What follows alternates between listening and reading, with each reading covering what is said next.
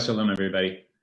I want to share some Torah with you, and you would think that there would be a lot of census Torah this year, because our nation is in the midst of conducting a census, which only happens once every 10 years and is actually mandated by the Constitution, sort of surprisingly. And here we are in the book of Numbers, which is called Numbers or Sefer HaPikudim because it begins with the taking of a census. And this is not the first time we've taken a census. There was another census back in the book of Exodus. So there's plenty of census Torah available. And here we are in the midst of a census, but rabbis are not talking about it. And, well, that's because there are more important things going on. We're in the midst of a global pandemic and a national uprising. And anyhow, a census itself is kind of boring. I mean, it may be essential. It may provide us with critical information that shapes public policy, but in practice, it's just a lot of names and numbers. And that's how the book of Numbers begins, with lines like this. Of the descendants of Zvulun, the registration of the clans of their ancestral homes as listed by name, age 20 years and over, all who are able to bear arms, those enrolled from the tribe of Zvulun, 57,400. Okay, so it's not the most interesting reading the Torah has to offer. But then we get to this week's Parsha, Parshat Pinhas, and now we're close to the end of the book of Numbers, and we get another census. But as I started to read through it this year, I noticed for the first time, really, that this census reads very differently. It starts out just as you'd expect. These are the families of the tribe of Reuben, whose number came to 43,730, numbers. And then names, born to Palu, Eliav, Nemuel, and Datan and Abiram. But then the narration pauses mid-verse, as if turning towards us to tell us something, and says, this is the same Datan and Abiram who agitated against Moses and Aaron as a part of Korach's band when they agitated against God. And then the earth opened its mouth and swallowed them up with Korach.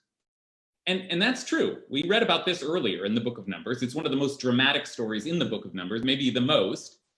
But now we're in the middle of a census, remember, and we're counting along, and we get to the names of these people who led a mutiny and then died in supernatural fashion.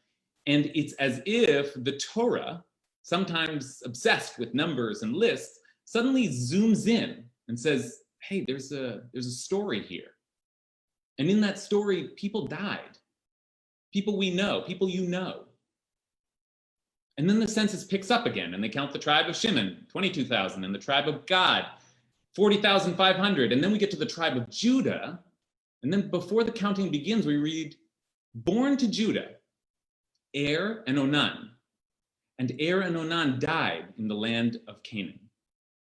There's another story here, another zoom in, and this one takes us back to Genesis, to a terrible tale of a woman named Tamar who married Judah's eldest son, Er, a sinful man who then died, and then she married the second son in that family, Onan, who also died, and then, thought to be cursed, she was essentially kept hostage in her house until she snuck out, disguised herself as a prostitute, and ended up pregnant by Judah himself.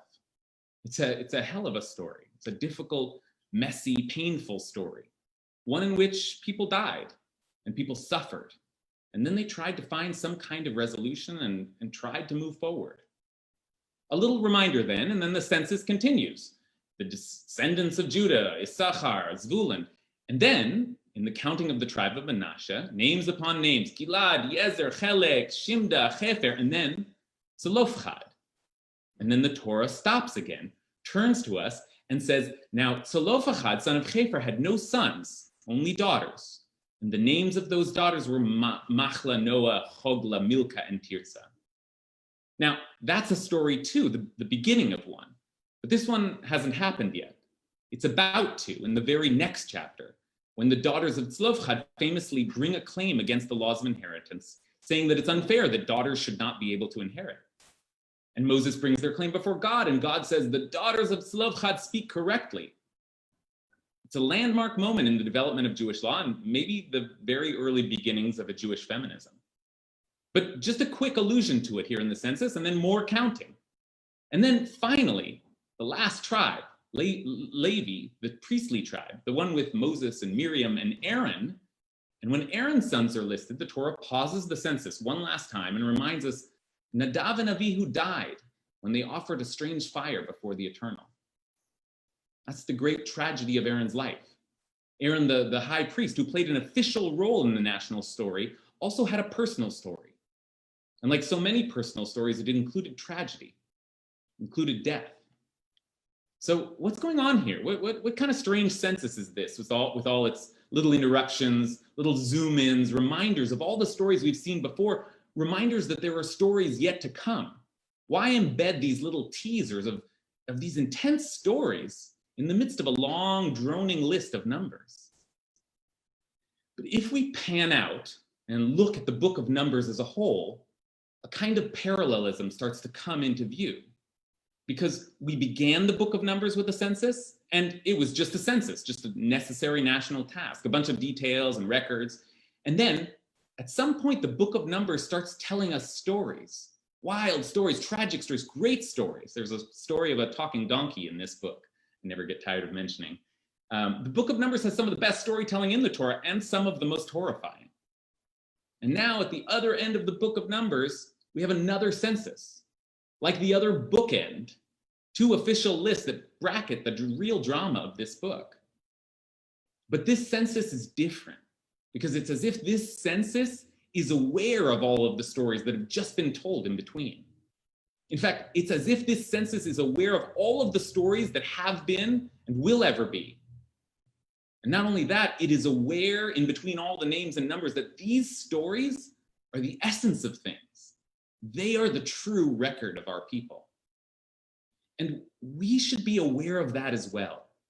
As we count through our own census this year, we should be aware. But also, as we count through the tens of thousands of deaths at the hands of this plague, and as we confront the ongoing pattern of violent deaths at the hands of the state, we should remind ourselves that these are not just numbers. These are human stories. Every one of these statistics is a story of a whole human life with joy and sadness and struggle and triumph and love lost. We pay a lot of attention to statistics and we follow national stories closely as they unfold. But the book of Numbers, now a bit wiser for her journey, is reminding us to zoom in and remember that the essence of life is in every human story. And if you know someone who has been ill or died from this disease, you know that to be true. And if you know someone or you are someone who has been hurt or harassed by someone who's supposed to protect you, you know that their story matters, that your story matters, that the depth of the national story can only be felt and understood in each individual story. In fact, it seems to be a truth of human nature, sometimes a sad truth, that statistics and headlines do not bring us to action. It's often only when we see or hear a real person's story unfold, even catch a glimpse of it, a kind of a quick zoom in, that we find the capacity to empathize and to act. I've spoken to a lot of you on the phone during this strange and difficult time, and I've heard so many of your stories. And some of them have been hard, and some have included sickness and losing jobs, and some have included losing loved ones. But I'll tell you what else I hear a lot is people saying, oh, it doesn't matter what's happening to me. I feel guilty focusing on my story when there's so much else going on. You know that feeling? Well, I and the book of Numbers are here to tell you that yes, national stories must be recorded, and yes, we must pay attention to the statistics, but that underneath that, it's all people's stories. And those stories must be heard, and your story too must be heard if we are to grasp, not just with our heads, but with our hearts, the deeper meaning of our journey through history. I was at a Zoom Shiva this week, a new feature of our unusual times, for Jacqueline Hamilton's husband and Robin's father, David Valentine, may his memory be a blessing, who died suddenly just last Shabbat.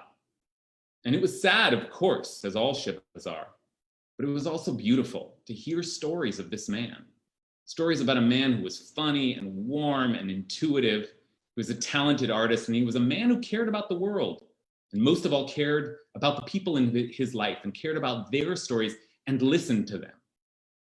And you know, I never met David Valentine, But as I listened to these stories, I felt like I came to know him a bit. I felt his presence come to life in the memories that those who loved him carry and will always carry.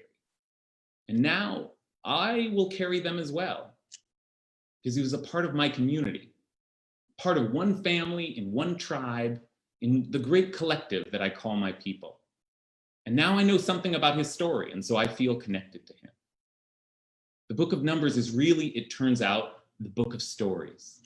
The whole Torah, the whole of our sacred tradition, with all of its numbers and details and laws, is encased in a narrative, a story that we keep telling, because somehow we know that this is where we will find the meaning in our existence. So with that, I wish you a Shabbat Shalom. I turn it over to Rabbi Brous for a closing blessing.